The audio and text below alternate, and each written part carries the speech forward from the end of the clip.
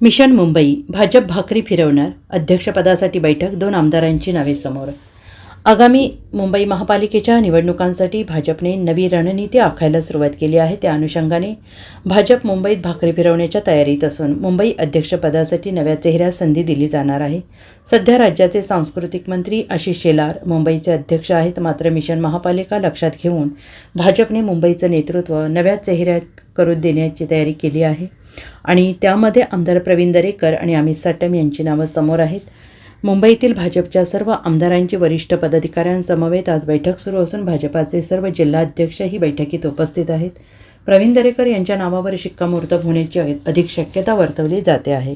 मुंबईतील कार्यालयात होत असलेल्या या बैठकीत भाजपचे केंद्रीय सहसंघटन मंत्री शिवप्रकाश, कार्यकारी अध्यक्ष रवींद्र चव्हाण, मुंबई अध्यक्ष आशिष शेलार यांची प्रमुख उपस्थिती आहे.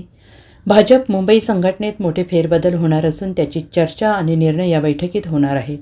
मुंबई अध्यक्षपदासाठी आमदार प्रवीण दरेकर आणि अमित साटम या दोघांची नावे चर्चेत आहेत. मुंबई महापालिका निवडणुकांच्या पार्श्वभूमीवर या बैठकीला आणि निवडीला विशेष महत्त्व असणार आहे.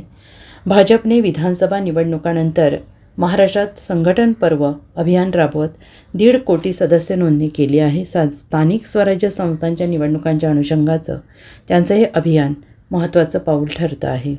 तर संघटनात्मक पातळीवर सध्या भाजपकडून मंडल अध्यक्ष आणि तालुका अध्यक्षांच्या निवडी होत आहेत.